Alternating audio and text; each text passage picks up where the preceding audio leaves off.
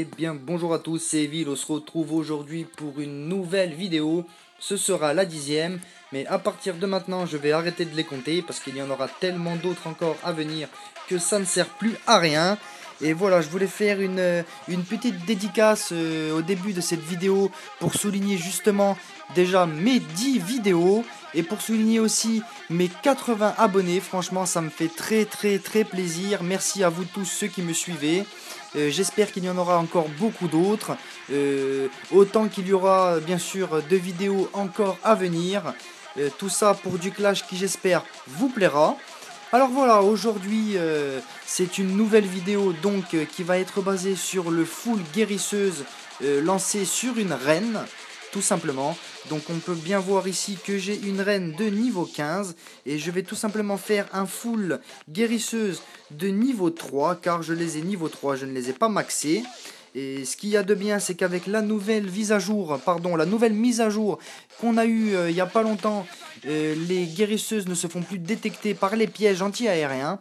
Maintenant, il n'y aura plus que les DAA pour déstabiliser nos guérisseuses, donc ce qui revalorise tout de suite cette troupe qui était jusqu'à présent maintenant inutilisée, ou presque inutilisée. Et donc voilà, ça relance le jeu avec les guérisseuses.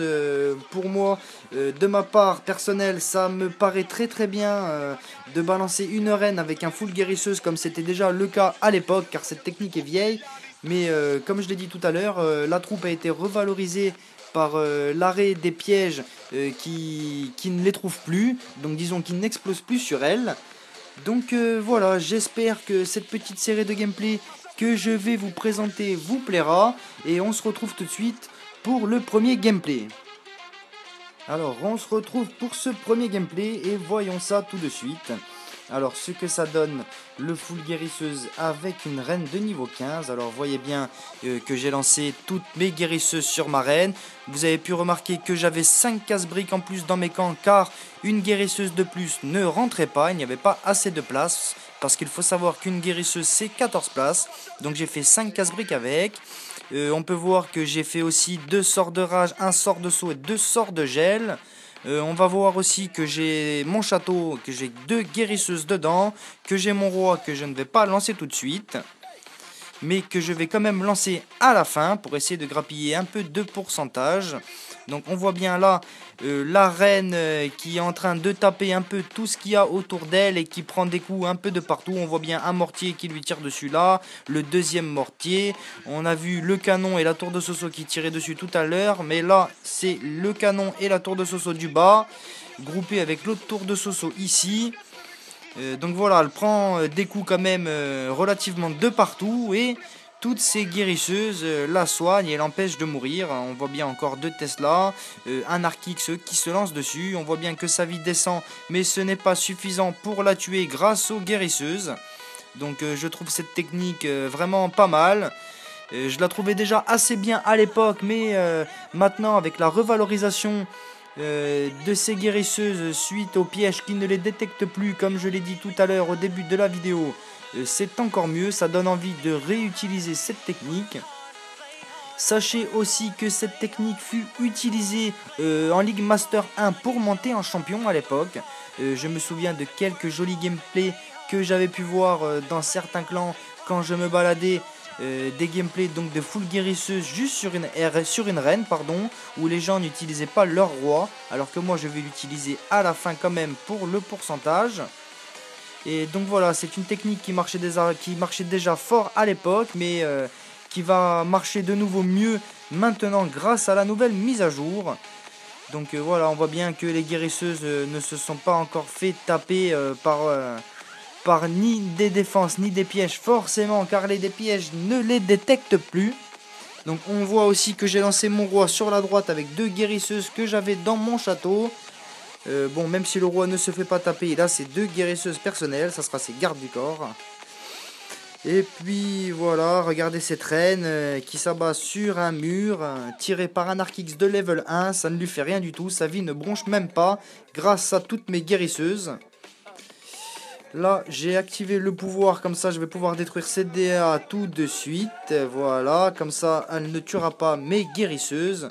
Malgré qu'on peut le voir, le temps de vidéo se termine car je n'ai pas perdu parce que ma reine était morte, mais à cause de la limite de temps. Donc ça sera seulement un 48% avec une étoile. Heureusement que j'ai pris le HDV.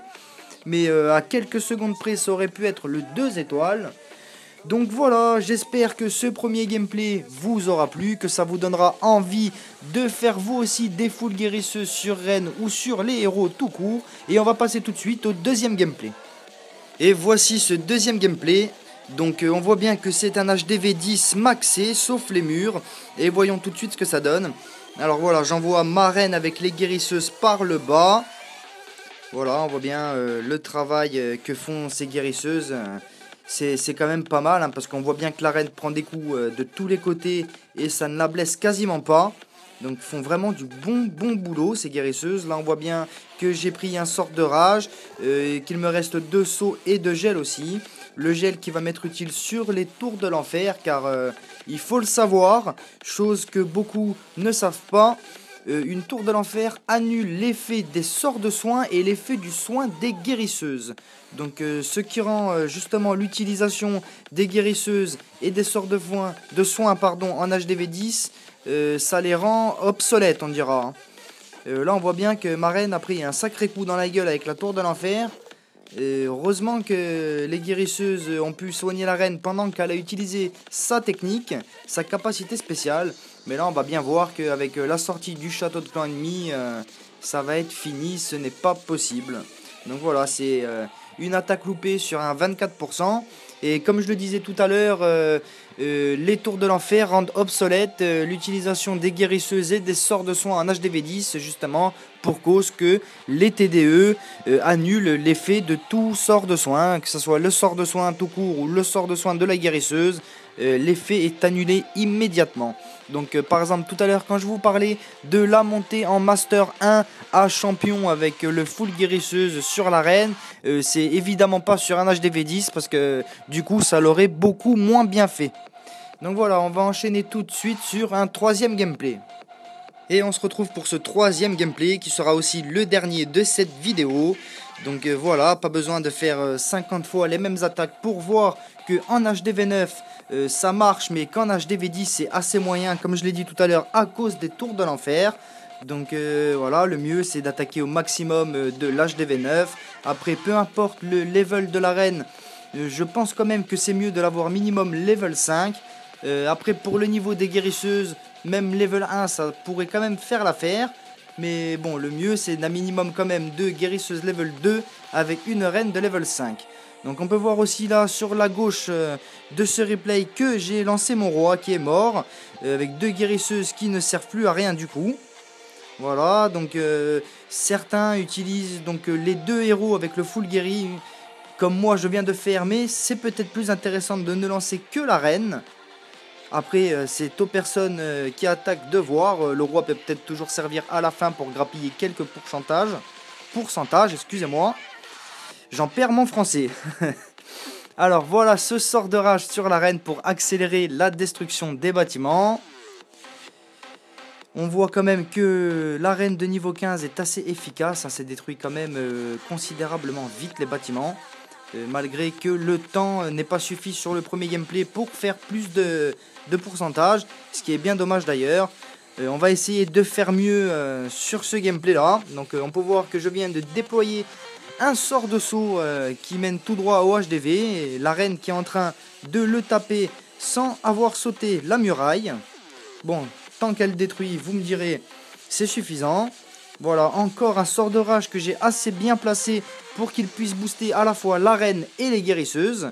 Parce qu'on a bien vu que les guérisseuses se font tirer dessus par cette tour d'archer.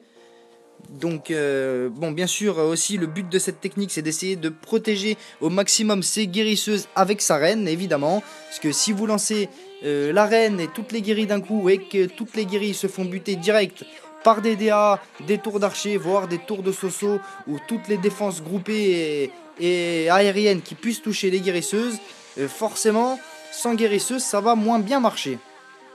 Donc là on peut voir que sur un Arc-X par exemple, l'arène fait office de golem par exemple sur une compo Go Wipe.